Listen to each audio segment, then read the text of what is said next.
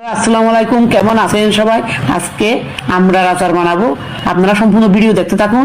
এখন আমড়ার সিজনে আমড়ার আচার বানিয়ে বছর জুড়ে সংরক্ষণ করে রেখে দিতে পারবেন। এবার যাব মূল রেসিপিতে। আমি এখানে আমড়া নিয়েছি 1 কেজি, জারের সাহায্যে কুচা ছাড়িয়ে ধুয়ে পরিষ্কার করে নিয়েছি। এখানে কিছু শুকনা মরিচ নিয়েছি 6টা, দারচিনি নিয়েছি 4 টুকরা, এলাচি নিয়েছি 6টা, লবঙ্গ নিয়েছি 6টা, সরিষা নিয়েছি 1 টেবিল চামচ, পাঁচফোড়ন নিয়েছি 1 টেবিল চামচ। এগুলো আমি ভেজে নিব। এবার একটা ফ্যানের মধ্যে ভেজে নিচ্ছি, নেড়ে ছেড়ে ভেজে নিয়েছি। যখন এরকম ফুটতে শুরু করবে, এবার আমি ঠান্ডা করে ব্যান্ডটা জারে গুঁড়া করে নিয়েছি। এবার একটা পাতিলের মধ্যে 1 কাপ সরিষার তেল দিয়ে দিচ্ছি। তেলটা যখন গরম হয়ে আসবে, 1 চা চামচ পাঁচফোড়ন দিয়ে দিচ্ছি, 3টা শুকনো মরিচ দিয়ে দিচ্ছি রসুন কুচি 2 টেবিল চামচ, একটু ভেজে নিব। এবার দিয়ে দিব 1 টেবিল চামচ আদা বাটা।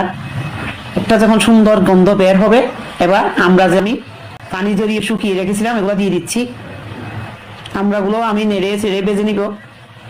দিয়ে দিচ্ছি পরিমাণ মতো লবণ, 1 চা চামচ হলুদের গুঁড়া, কালারের জন্য 1 চা চামচ লাল মরিচের গুঁড়া, দিয়ে দিচ্ছি ধনের গুঁড়া 1 টেবিল চামচ, জিরা 1 চা চামচ। এবার দিয়ে দিচ্ছি পাঁচফোড়ন অর্ধেক দিয়ে দিব, আর অর্ধেক পরে দিব। চিনি দিয়ে দিচ্ছি 2 কাপ চিনি দিয়ে দিলাম। মিষ্টিটা আপনাদের পছন্দ মতো দিবেন। কেজির মধ্যে 2 কাপ দিতে হবে। এখন চিনির থেকে যে পানি বের হবে, ওই পানি দিয়ে আমড়াটা আমি সিদ্ধ করে নিব।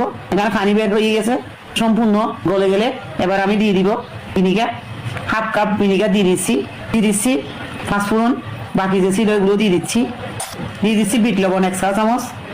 আবার একটু নেড়ে ছেড়ে রান্না করে দিব। প্রায় 40 মিনিট লেগেছে। এখন এরকম কালার চলে আসবে, সিদ্ধ হয়ে যাবে। এবার আমি নামিয়ে ঠান্ডা করে নিব।